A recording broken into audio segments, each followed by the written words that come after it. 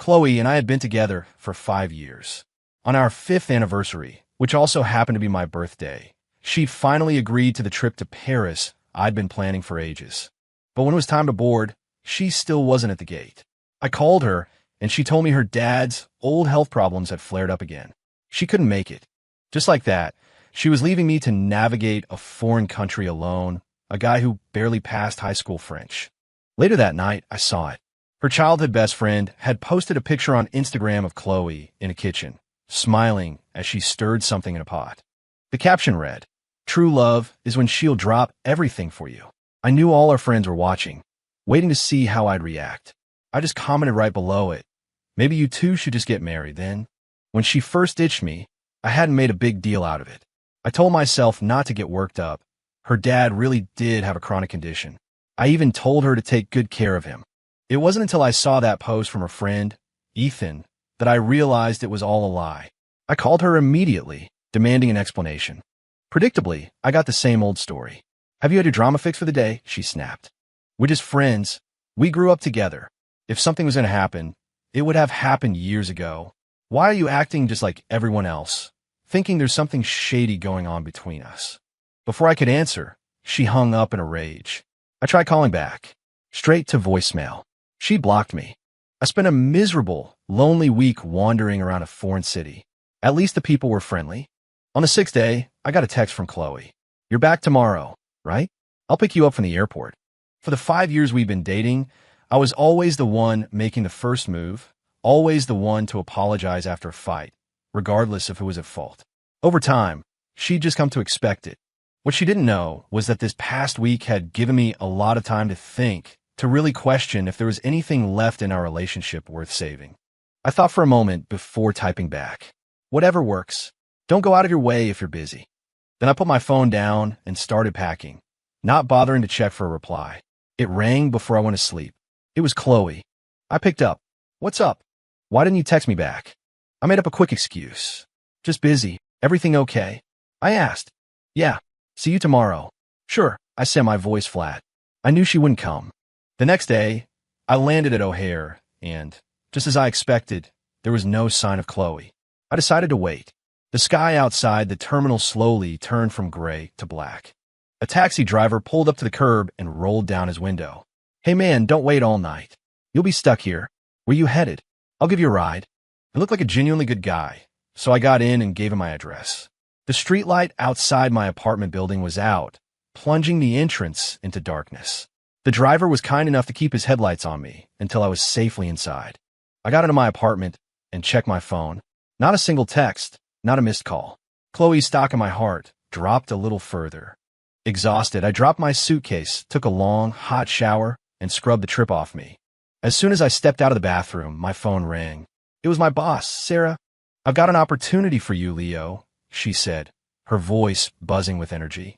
"1-year assignment in our Berlin office. You come back to a promotion and double the salary."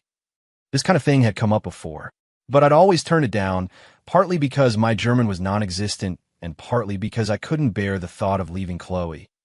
We'd gotten together in college. In the years since we graduated, my entire life had revolved around her. I'd long since forgotten the ambitious goals I'd set for myself back then. The pathetic part was, sometimes when I had to work late, I'd ask if she could pick me up. Her response was always the same. "What are you, a child? Can't you get home by yourself?" But it was a different story for a childhood friend. Ethan just had a call, and she'd drop everything to go get him in the middle of the night, claiming he was afraid of the dark. Thinking about that, a knot of resentment tightened in my stomach. I made a decision. "I'll do it," I said into the phone. "I'm in." Sarah let out a whoop of excitement. "That's what I'm talking about. A man's got to invest in himself. Once you've got your own life together, you won't be lacking for anything." "But Sarah, my German is, well, I chuckled nervously. "That's the easy part. You got a month. Sign up for an intensive course, get the basics down. Besides, I'm heading out there too for the first few weeks. What are you worried about?" Fired up, I opened my laptop, signed up for a beginner's German class, and started running through online drills. But staring at the foreign words on the screen, my eyelids grew heavy. Before I knew it, I was asleep at my desk. Sometime in the middle of the night, I heard the front door open. I rubbed my eyes and saw Chloe standing there. "You're back," She was looking at me with a strange expression. I had no idea what I'd done wrong this time. What is it? I finally asked, unable to stand her silent scrutiny. Leo, what's wrong with your phone? I sent you a dozen texts. You didn't answer any of them. I glanced at my phone. Sure enough, there were a few notifications, but they had come in late. Oh, I fell asleep. I said simply. Look, about today, it's not that I didn't want to pick you up. It's just Ethan suddenly had a bad episode and It's fine. I cut her off. I'm not a kid. I know how to get home. Leo, don't be like that. I know you're upset. I'm not. I'm happy. Not angry at all, I said, standing up and heading for the bedroom. Just jet-lagged. That's probably why I passed out. Leo, if you have something to say, just say it. Don't do this. I don't respond to the silent treatment, Chloe said, her brow furrowed with annoyance. Huh? Oh, you're overthinking it. I'm just really tired. I pulled back the covers. I'm going to bed. You staying? Leo. She stammered but didn't say another word. The next morning, I came downstairs yawning and was surprised to see Chloe still there. A birthday cake was sitting on the dining table. Is it your birthday? I asked. Her face darkened for a second. No, Leo. It's for you. A belated celebration. And for our 5th anniversary. Oh, so you do remember that was our anniversary. Leo, I'm sorry about that day. Ethan's depression got really bad, and he was refusing his treatment. His parents were at their wits' end, so they called me. And the cooking? That's because he said he was craving the chicken soup only I know how to make. And yesterday, it was because... The cake looks great. Tastes good, too. Thanks, I said, cutting her off. Chloe was speechless. I lit the candles and made a wish. I hope this year in Berlin goes smoothly. Leo, are you even listening to me? Chloe asked. I heard you. And it's fine, really. You two are childhood friends. It's normal. I was the one who didn't get it before.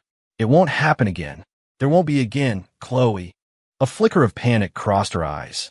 Leo, you're really not mad? You're not upset? Look at you, I said with a small smile. I already told you I'm not mad. Everyone's had a friend like that, right? Hey, Leo, some of my old college friends are getting together tonight. They said to bring a +1. I mumbled, stuffing a large bite of cake into my mouth and chewing slowly. I remembered how I used to beg to go to her parties. She never took me. Ethan always found some excuse to be her date instead. I'll pick you up tonight, she said. That's not going to work. I've got something tonight, I replied. Something for work? I nodded. I wasn't about to tell her I'd signed up for a German class. She'd just find a way to make it a problem. Well, you can come after, it's fine. No, really. There are a few projects with urgent deadlines tomorrow. I don't know how late I'll be. You guys go have fun. Besides, your friends aren't really my scene. Chloe looked at me as if I'd grown a second head. I used to be so desperate to be with her, to show the whole world she was my girlfriend. But everyone else is bringing their boyfriends. I can't risk it. If I don't get this done, I'll lose my bonus for the month, I said, wiping my mouth with a napkin and getting up to change. After a moment, she said, Fine, I'll just take Ethan then. Don't you dare get upset about it later. The sound of my bedroom door closing cut her off. The Berlin transfer was finalized. When my best friend, Mike, found out, he took the train all day just to see me. I took him out for Korean barbecue. While we were grilling meat, my phone buzzed. It was Ethan. We were all in a group chat, and he had just posted pictures of himself and Chloe at the party.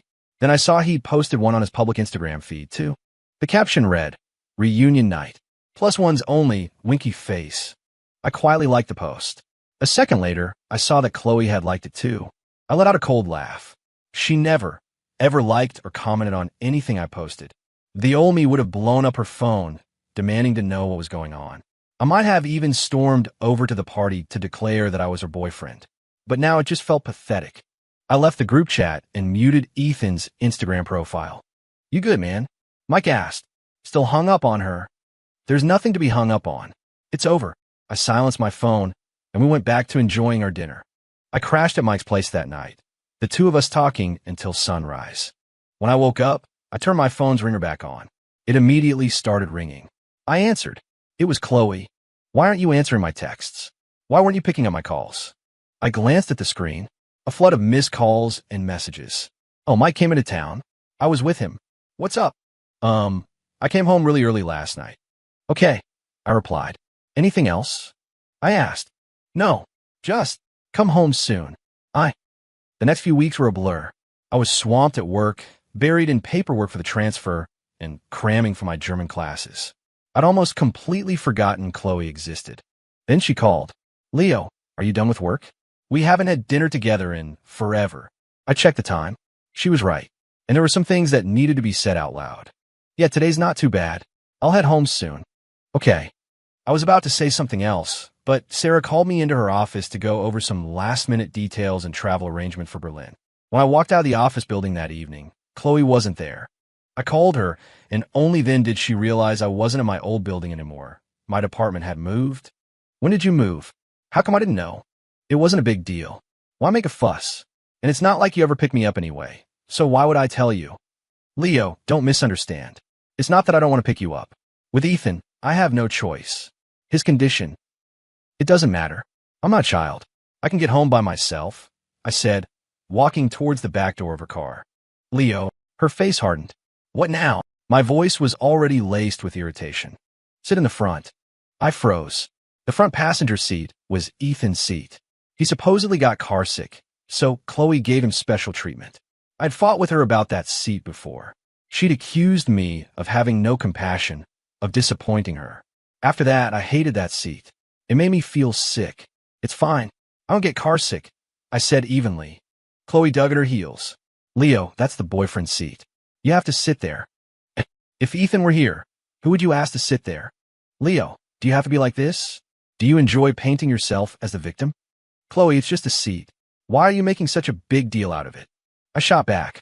She just stared at me stubbornly, making it clear she wasn't going to drive until I moved. Defeated, I walked around and got into the passenger seat. We drove in silence. I used to be the one chattering away like a magpie whenever she drove, until she finally snapped at me. Don't you know a driver needs to concentrate? You're going to distract me. I didn't talk much after that. Now, with so much on my mind, I had even less to say. To avoid the awkward silence, I just closed my eyes. Naturally, that's where her phone rang. I knew the ringtone. It was the special one she'd set for Ethan. My eyes snapped open. Chloe quickly canceled the call, but the person on the other end was persistent, calling right back. I leaned over and hit the answer button for her. Chloe stared at me, stunned. It was Ethan's voice on the speaker. Chloe, I'm feeling really down. Can you come over and keep me company? How about I call your parents to come over? No. If my parents come, they'll just blame me. Please, Chloe, you have to come. I'm begging you. Chloe looked at me, her face a mask of conflict. I knew what was coming. She wanted to go. It was always like this. Whenever he knew she and I were alone together, he would find a way to ruin it, making up some excuse. Once, at 1 a.m, she left me stranded on a street 5 miles from our apartment because of him. You're always like this, she had screamed at me then. Always paranoid, accusing me and Ethan of having some dirty secret. How can your mind be so filthy? Just walk home yourself. I'm going to get Ethan. That night, I tried to hail a dozen cabs before a kind man finally stopped and gave me a ride home. Why don't I drop you off at home first? Chloe offered now. No need. It's still early. It'll be easy to get an Uber. It's not that far anyway. Worst case, I can walk. I don't feel right about that. Let me just take you. Seriously, don't worry about it. I need to pick up a few things from the store anyway. I'll just walk from there. Chloe hesitated, then nodded and pulled the car over. Wait for me to get back, she said as I was getting out. Are you coming back for dinner? If you are, I'll make extra. Otherwise, it's a waste of food, I said. She paused, then nodded. I'll be back. Okay. I smiled, turned, and walked away without looking back. She hesitated for a second, then drove off. I didn't make her portion of dinner. I knew she wouldn't be back. Ethan would never let her leave that early. And sure enough, Chloe didn't come home that night. The only surprise was that Ethan's Instagram was completely silent. The thought made me curious for a few minutes, but then I got back to my own work. With no one to worry about, I could focus completely, and I quickly got into a groove. I went straight from home to a meeting at the office the next morning, my phone on silent. It wasn't until the end of the day that I saw several missed calls from Chloe. I was about to call her back when her call came through again. I answered, and her frantic voice filled my ear. Leo, why didn't you answer my calls? The situation felt familiar. I used to be the one asking her that question. Now the roles were reversed. I was in meetings all day, my phone was on silent. What's up? I'm so sorry. I know I promised I'd be home for dinner, but Ethan's parents had an emergency and couldn't get back in time, so I stayed to look after him. My phone died. That's it. It's fine. I didn't cook for you anyway. I knew you wouldn't be back. Besides, I trust you. You guys are childhood friends. If you were going to get together, you would have done it by now. Leo, really? You're not mad. Not mad at all. He's sick after all. And with depression. You never know what could happen if he gets overwhelmed, right? Leo, anyway, we've got another meeting starting soon. I have to go. Okay. I'll definitely be home tonight. I'll make you chicken soup. If it wasn't for the sound of her voice, I would have thought someone had stolen her phone. She had never, ever offered to cook for me. That was something she only did for Ethan. Once, I told her I was craving her chicken soup. Her response was, "Can't you make it yourself?" "But I like the way you make it." I tried to coax her. She called me needy and dramatic, saying I was acting like a girl. And now she wanted to make me soup. But I felt nothing. No excitement at all. I just said, "A colleague is having a housewarming party. He invited a bunch of us from the office to dinner." A colleague? A guy? Or girl? I had to laugh. I remember the time she went to Hawaii with Ethan for a few days to cheer him up. I'd started a huge fight with her about it. She'd accused me of being unreasonable and having a dirty mind, reminding me they'd known each other since they were in diapers, that they were just friends, and that I needed to stop trying to control her. And now she thought she had the right to ask me these questions. "Chloe," I said, "a colleague. Does your company only hire men?" There was a silence on the other end. "Sorry, I was just asking. Let me know when you're done, and I'll pick you up." "Sure," I said dismissively. After hanging up, I went back to work. I ended up staying for several extra hours. The office was deserted when I finally left, exchanging a quiet greeting with the security guard on my way out. And there, standing by the entrance, was Chloe. From the look on her face, she'd been waiting a long time. When she saw me, her eyes turned red. "Leo, when did you learn to lie?" "I just came back to grab some files." "Don't lie to me, Leo. I was parked across the street when I called you this afternoon. There's no housewarming party." I looked down, a feeling of guilt washing over me. "Did you need something?" "Leo, how could you? Did you forget what today is?" Okay, she had me there. I had completely forgotten. I've been so busy lately, it completely slipped my mind. "What's today?" "Leo, you forgot? Today is my birthday." "How could you forget something so important?" I stood there for a minute, then laughed. "Sorry, I really did forget. I guess since you always used to spend it with Ethan, I just—" Chloe's eyes welled up with tears. It was true. In the past, it didn't matter if she was with me or not. I always bought her a gift and cooked a special dinner, waiting for her. Last year, she'd promised she'd be home to celebrate, and I had planned everything perfectly. Then, that evening, she called. "Ethan's feeling down. He wants to go look at the stars. So, just the two of you?" I demanded. "Yes. He's sick, Leo. Don't make a scene. If something happens to him, we're finished." "But Chloe, I have something to tell you. A big surprise." "What's so surprising about a birthday cake?" Then I heard Ethan's cheerful voice in the background. "Chloe, a shooting star. Let's make a wish." "Look, I have to go," she'd said, "and stop tracking my every move. I'm entitled to my own life." Then she hung up without a second thought.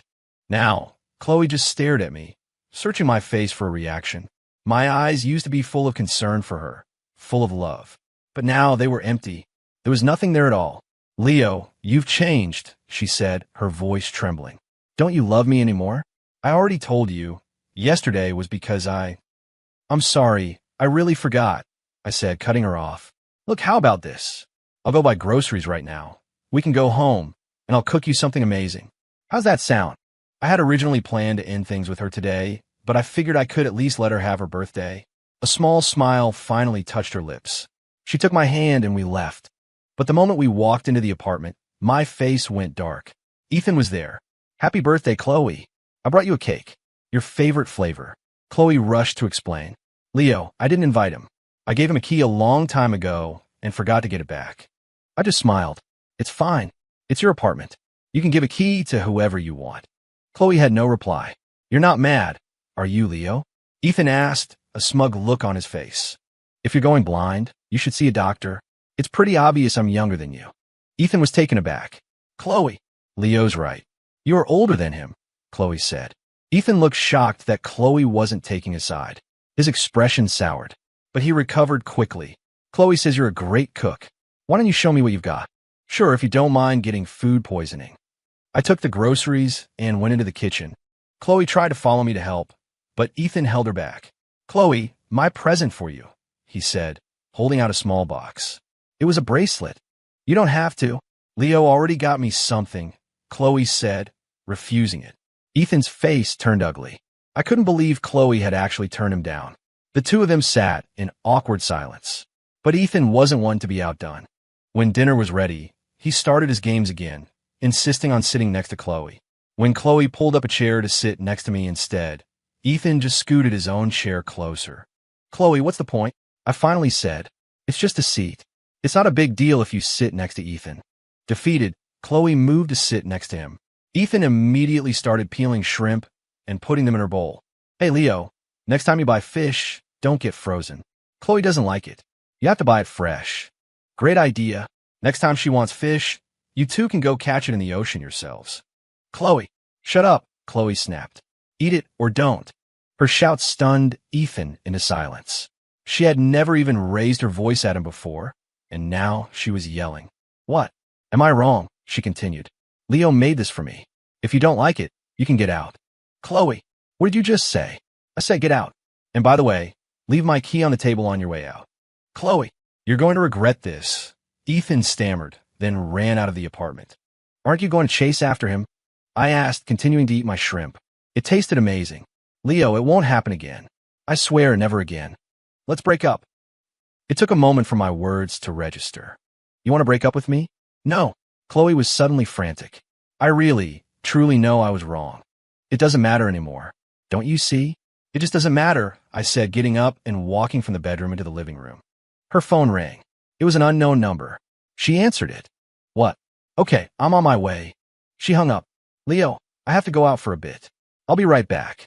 I smiled. It's fine. I recognized the number. It was Ethan's other phone. He used to call me from it all the time. I didn't hear from Chloe for the next few days. I tried to schedule a time to meet, but she kept saying she was busy. I finally sent her a text. I moved my stuff out. I left the key with the security guard at the front desk. She never replied. My departure date was set. My colleagues threw me a farewell party at a bar. One of them, not knowing the situation, saw how drunk I was and called Chloe.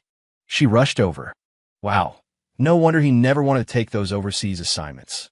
You've got a girlfriend this beautiful waiting at home. Overseas? Assignment? Chloe asked, looking completely lost. Yeah, you didn't know? Leo's being transferred to the Berlin office. It's only for a year, though. Not too long. Chloe didn't say anything. She just helped me into a car and took me back to my new place. Once we were inside, she made me some broth to help me sober up. When she saw I was a little more coherent, she asked her question. Is it true? I nodded. Yeah, it's a great opportunity. Promotion and a raise when I get back. I could see a wave of despair wash over her face. A year? Is that all? It's okay. I can wait. She ran into my bedroom and came back out a moment later, holding a small box. Leo, marry me. I laughed. The moment I had dreamed of for years was finally here. But now I felt nothing. Absolutely nothing. I don't know how many times I had proposed to her in the past. Each time, she would brush it off with a casual, "Don't be ridiculous." After a while, I just gave up hope. Chloe, there's no future for us. That was decided the moment you left me standing alone at the airport. I looked at her. Chloe, I once imagined such a beautiful future for us. But you shattered it, piece by piece, with your indifference. I tried to give you chances, I really did, but... Leo, I know I was wrong. Just give me one more cha. I stood up. Chloe, let me go. And let yourself go. I'm leaving. I wish you all the happiness in the world. I walked out. When I reached the bottom of the stairs, I glanced back up at the building. Chloe was standing at the window, a lonely, desolate figure. But that wasn't my problem anymore. I was going to find my own future, and I knew it was going to be brilliant.